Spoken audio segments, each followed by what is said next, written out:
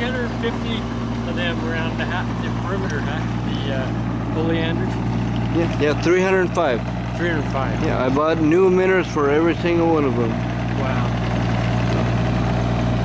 How long ago did you do that? Probably a year ago. Probably your best shot would be over here in the shade.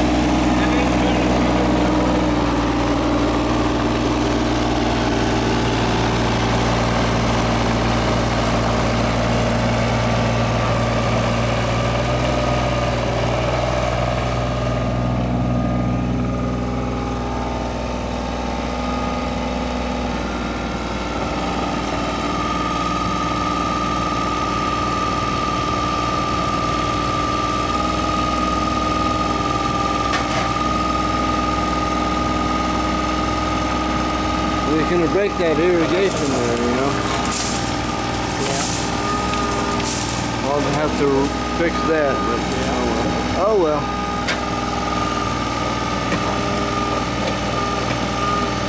That's my problem, is I want to pull a bunch of them out along that fence line, you know, because the neighbor's got plenty of trees.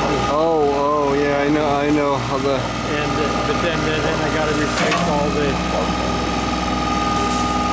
water line, you know. And so I'm thinking maybe he kind of overwatered stuff. Didn't he, like the oleander? Didn't he have water going to him like 3, 4, 5 times a week or something? No, it's actually underwatering. Really?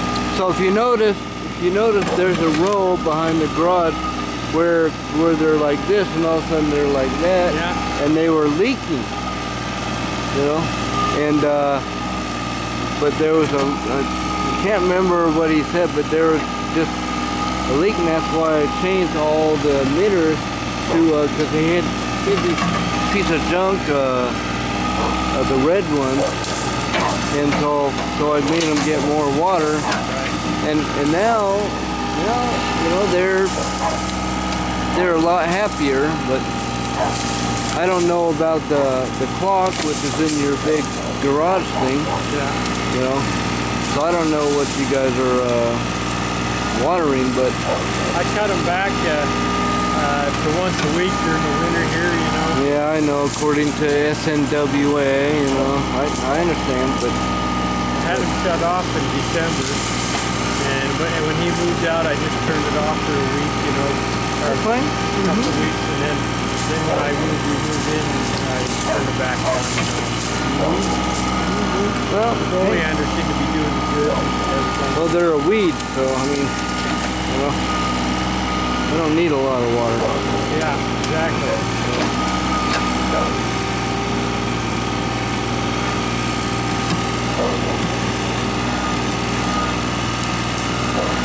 We used to have them when I grew up in Vegas. We'd have them down the freeway as a barrier, of course. You know. We never got water.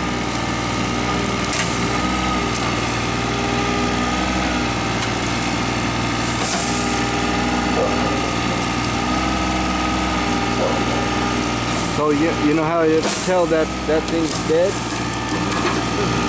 Because the dead leaves are, the old leaves are still on there. Yeah. You know? Now that one, it's probably starting to bud, isn't it? Yeah. Probably, yeah. If you go over there and look.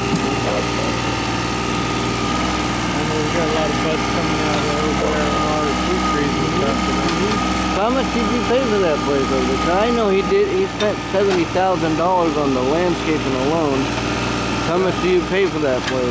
He was asking $575, and we gave him $565. Not too bad. I'm not too bad. You know, we got a house up in Cokerville. We're selling for $800,000. So, Cokerville, where? Yeah, up by St. George. Oh, okay. Now I got a guy that wants me to go up there do landscaping. You know, but I think that's like the 5th fastest growing city in the. That was one of the reasons it was getting really congested. You don't have to. Yeah, I used to live out there back in 2008, and I did work for SkyWest Airlines, you know, those owners, and then I can't remember Channel 2 News, the anchor out there. You know, but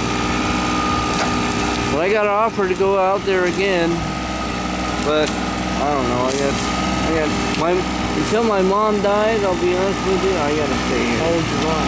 75. 75? She's not that old. No, but she's starting to lose her mind. You know. Oh yeah. And dementia's like, "Yeah, who are you?" I'm like, "Mom, I'm your yeah." Oh no, that's gotta be the worst. Oh yeah, it is. It's so bad. My dad had the same thing down in Mexico. I have a house down in Mexico. My dad had the same thing. Wow. Oh, he's gonna. My wife's got a dad. Her dad's 96 years old and lives over in Ely. I used to love. Tack. I used to love going. Yeah, I used to love going up there to Cave Lake and go fishing. Yeah. Cummins Lake and all that stuff. Love that place. Oh, I think they opened up all the gold mines again out there. Oh yeah, they're going gung-ho right now. Yeah. Oh, look at him.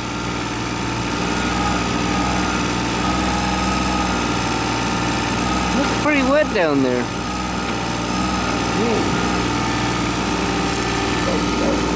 Oh, look.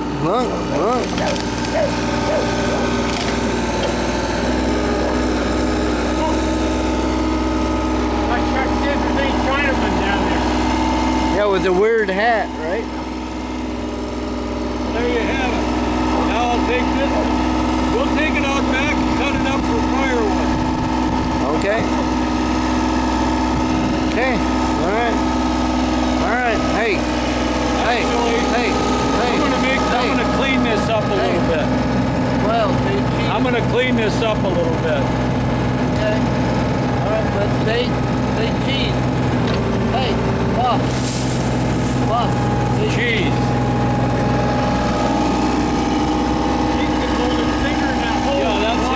Yeah, that's my job. You're gonna have to put a cap on that.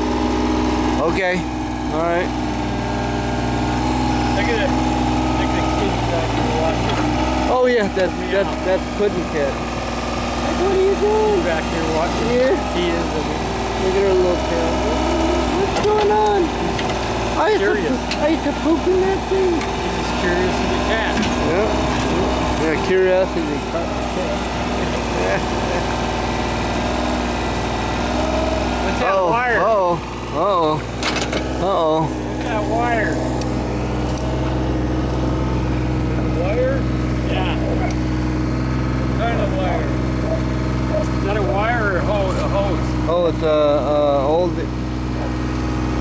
Oh no, this is a hose. To go to this. Hey, look. Yeah. No, it's just part of this. Oh, one of those? Okay. Yeah. No problem. Yeah.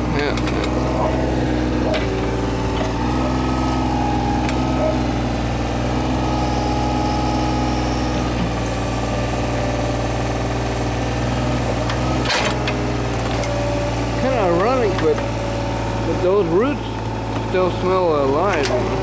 But there is a disease going around. Oh, really? Oh yeah. Ash trees then they start turning black like that. I've been to the Wapiter Extension office and they're like, we don't know what it is. But see, that still looks kind of alive-ish. But what happens is it just cuts off the water to the because right underneath the bark is cannabis, and that's where the water travels up. What? I think we're done. I want to take this. I'm going to grab this and I'll take it over by the dumpster. Okay. All right. And so once that cannabis gets cut, because I saw this in